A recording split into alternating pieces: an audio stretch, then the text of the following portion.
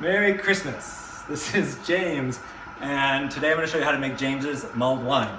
I am at the home for Christmas cocktails of my dear, bestest lady friend, Miss Mary Bach, who is filming.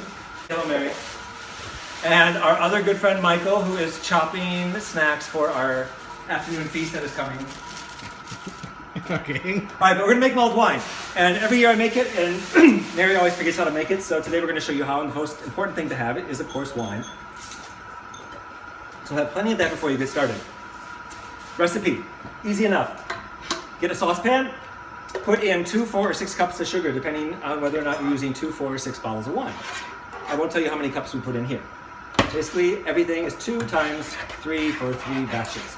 You put the sugar in, and you very slowly bring it and turn it into a syrup.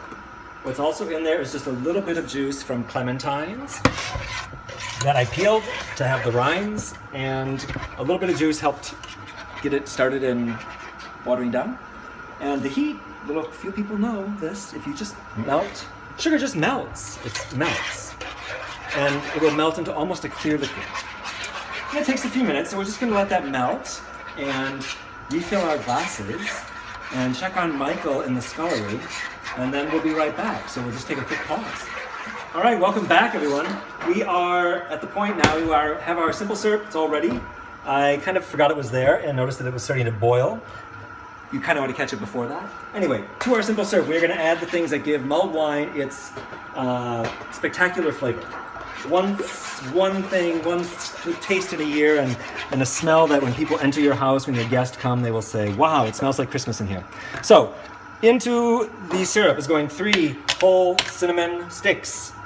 And you cannot use ground spices. This is not, you have to use fresh, whole spices. Ground is for sissies who can't cook. Then we are going to put in 2 whole vanilla pods. These are real vanilla pods. This is where vanilla comes from, not a McCormick's bottle. And you slice them down the middle, and look at the insides, that's the vanilla seed. When you get a really nice vanilla ice cream and you see all those black seeds, that's the vanilla. In they go. A bit expensive, but well worth it. Then, the rinds, which I kind of sliced off, and as you can see, left a little bit of meat on them, from limes, lemons, and clementines. All right, so that's 2 lemons, 2 limes, and about 10 clementines. Now, every one of you out there, I know, especially if you live in a trailer, is asking yourselves, well, James, can I use an orange? Well, yes, you could, but you could also shop at Kmart. I prefer you go to Williams-Sonoma, and then you go to the proper grocery store and find some clementines. Trust me, the flavor is going to be worth it, and they're not that expensive. You know, little known fact, you know where most of the world's clementines come from? No? Yeah, Israel, world's largest producer of clementines. And then everyone realized how much money people in Israel were making.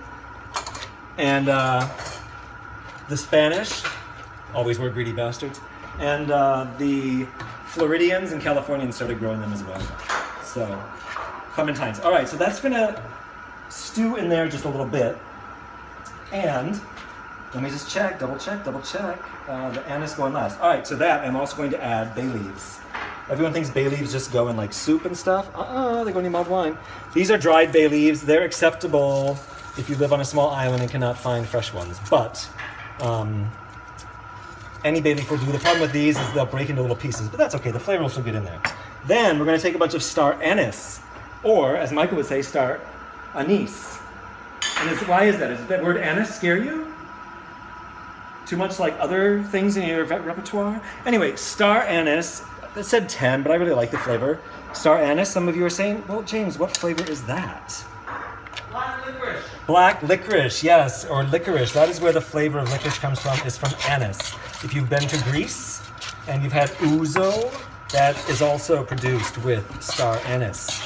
Now, everything in here is getting slowly heated and melty in that syrup. And it doesn't look like there's a lot of syrup, but there really is. And it's just going to get infused. All the flavors from all those ingredients are going to be infused into the syrup. Now, last thing, get yourself a grater at home. This side, the very, very smallest hole you can find. Usually you'd like to find, a good sized hole on a grater, but on this one, go with the smallest one. Sometimes a good kitchen will have a little hand one. because this can be a delicate task and you want to hold it in your hand. We do not have that. We'll use this big one. My friend Mary, in her kitchen, all the tools are big. They're just all big. So then you want to get yourself some fresh nutmeg. All right, this is nutmeg. This is whole nutmeg, not the ground stuff you put in pumpkin pie. These are real nutmegs. And a little known fact, because we also learn things here on my show, this was once worth more than gold, ounce for ounce. More than an ounce of gold. Nutmeg in the 1800s was only grown and found on one island in the world, in an archipelago of the Indonesian archipelago called the Moluccas, and very near its main island of Ambon. And the Dutch traded in nutmeg at a time when it was the most valuable thing in the world. Now, you see I'm just grating this, and you see the little dust is flying off. The way to grate is about 10 grates for every bottle of wine. So we're looking at 40, 50, 60 grates. You can grate a nutmeg until there's nothing left of it, but it really is quite potent. And if you were here, all of a sudden all you would smell right now is nutmeg. So that tells me that's more than enough. And Michael has enough nutmeg here to buy himself a new Mercedes. So we're going to stir this up and let the heat do its magic. Get ourselves a glass of wine and take a little break. We'll be right back. Jingle bell rock, jingle bell sounds. Hey, welcome back. So you can see I've changed into my Christmas frock, and all ready for our guests to come. They're going to be in about 20 minutes. So we're ready to put the finishing touches on our mulled wine, so when they walk in the door, the place will just smell like Christmas. I have a friend who once said, after drinking this at one of my parties, he said, "James, this is Christmas in a glass." And it's absolutely true. So this has been simmering for about a half hour. It started to boil a little bit, doesn't matter. What's doing is drawing all those flavors out. The last thing we're gonna throw in is cloves. These are fresh cloves. You've probably seen your grandmother stick them in a ham. That's about the only place you see them. I don't know what else you use them for, frankly, except mulled wine. So they're in, and that's all ready to go. Now, the last thing we add is, of course, the wine. Now, people recommend using a Chianti or a dry Italian wine. The point of the matter is, people say don't spend a lot of money because you're going to boil all the alcohol off. Doing it this way, you don't boil the alcohol off because it only cooks for a very short period of time. The flavor's all in the syrup. So we're going to treat our friends to a very special edition of a recent year from Montclair Wineries, celebrated. In fact, it's called Celebration. Wineries celebrated throughout the world. And we're going to just go ahead and pour this in.